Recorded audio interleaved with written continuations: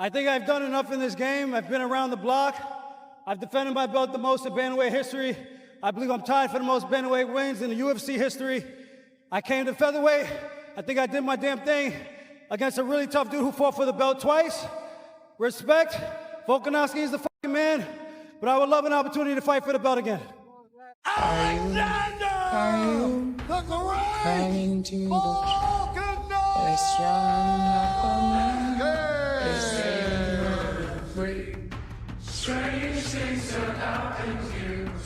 Aljamain Sterling just dropped the most audacious call-out after what many are calling a lackluster performance. And let me tell you, the MMA world is furious about it. I'm tired of bantamweight history, and now I'm coming for featherweight to fight the fucking man, Alexander Volkanovski. Those are the explosive words from Aljamain Sterling after his controversial win over Brian Ortega at UFC Shanghai, your home for the latest UFC news and breakdowns. Hey everyone, James Lynch here. We have video of Brian Ortega weighing in ahead of his fight with Aljamain Sterling. Really concerning stuff, like Ariel Helwani says here in the tweet. You guys have a look. Let me know what you think. But this doesn't look like a guy who should be fighting this weekend. This is Brian Ortega weighing in for Aljamain Sterling. And he's barely moving. Can't even put his hands up, really. I mean, we'll see. It might even end up getting pulled as well, just if he, sleeps on it and, things aren't going well. I don't know. We'll see. But that is not good from Brian Ortega, and someone got a shot of him on the actual weigh-ins here up close. Let's start with what actually happened at UFC Shanghai. This fight was drama from the very beginning, folks. Brian Ortega reportedly fainted during his weight cut and had to be hospitalized. There were ambulances at the fighter hotel, rumors flying everywhere. People thought the fight was off, but both fighters made it to the scale at a catchweight of 153 pounds, and the fight was on. Now here's the thing. If you watched this fight expecting fireworks, you were probably reaching for the remote by round 2. Oh, that was good. In the sense that he can capitalize and really Good takedown. Good takedown. Oh my God, he's busting. Man, that's a beatdown. But that was a fun one. Sterling completely dominated Ortega for 25 straight minutes. All 3 judges scored it 50-45. That's a shutout, people. But here's what makes this interesting. Sterling revealed after the fight that he suffered a significant elbow injury in round 4 that had him panicking. Sterling said, and I quote, "That last elbow I landed in round 4, I really couldn't even keep my arm up to defend myself. When he came after me, I was like, this is like a living nightmare right now." The MMA community is full of controversy this morning after Aljamain Sterling was unable to continue last night after he received this brutal illegal knee from Petr Yan. But despite fighting essentially one-handed, Sterling still dominated the 5th round. That's either incredibly impressive or shows just how compromised Ortega really was. Now here's where things get spicy. Right after this lackluster performance, Sterling grabbed that microphone and called out Alexander Volkanovski for a title shot. Let me read you exactly what he said. "I think I've done enough in this game. I defended my belt the most in bantamweight history. I believe I'm tied for the most bantamweight wins in UFC history. I came to featherweight. I think I did my damn thing against a really tough dude who fought for the belt twice. Volkanovski is the man, but I'd love an opportunity to fight for the belt again."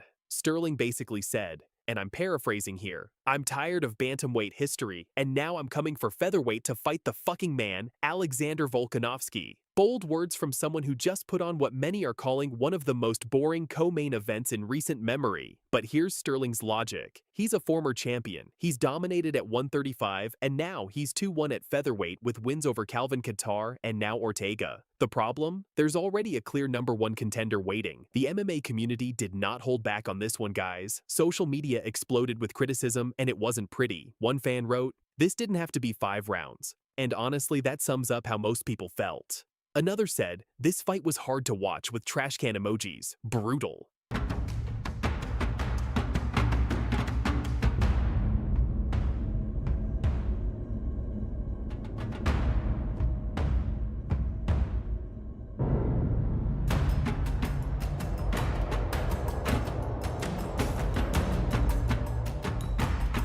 But the harshest criticism came regarding Sterling's title shot demand. Lerone Murphy, who just scored a Knockout of the Year candidate at UFC 319, responded to Sterling's call-out with a simple LOL. I was so sad, man. All right, let's talk about Aaron Pico, our boy. Let's talk about Lerone Murphy's performance.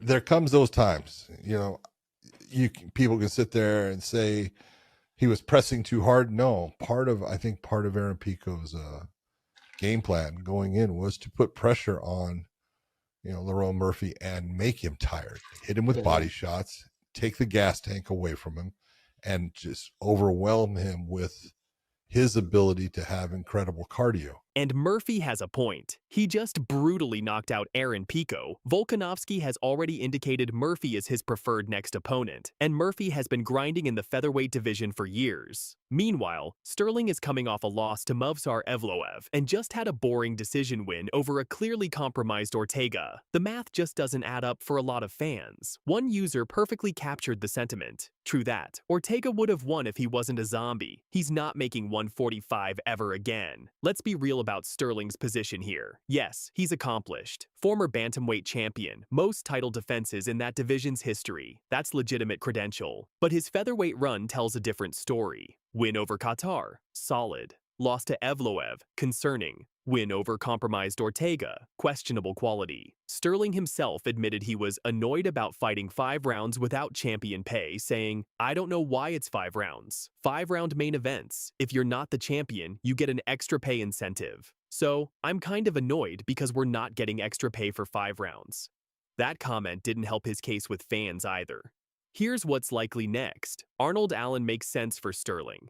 Allen just beat Giga Chikadze and is ranked 1 spot higher at featherweight. Win that fight impressively, and maybe we can talk title shots. But jumping the line after that Ortega performance, the MMA gods and the fans are not smiling down on that idea. From a business perspective, I get why Sterling is pushing for this fight. He's 36 years old. Volkanovski is 36. He called them 2 old uncles getting after it. Time isn't on his side, but the UFC has to consider several factors. Murphy clearly earned his shot with that spectacular KO. Sterling's last performance was anything but title shot-worthy. Fan backlash is already severe. The featherweight division has legitimate contenders waiting. Sterling showed heart fighting through that elbow injury, and his striking looked improved. But calling out the champion after a boring decision over a hospitalized opponent? That's not how you build title fight momentum in 2025. The smart play for Sterling? Take another fight, put on a show, and earn his way to that title shot the right way. So there you have it. Fight fans. Aljamain Sterling's bold but controversial call-out of Alexander Volkanovski. Will the UFC give him what he wants, or will reality check him back to the contender line? What do you think? Should Sterling get the title shot, or does Murphy deserve it more? Drop your thoughts in the comments below, smash that like button if you enjoyed this breakdown, and don't forget to subscribe for more UFC news and analysis. Thanks for watching, and we'll see you in the next one. Keep training, keep watching, and keep supporting the sport we love.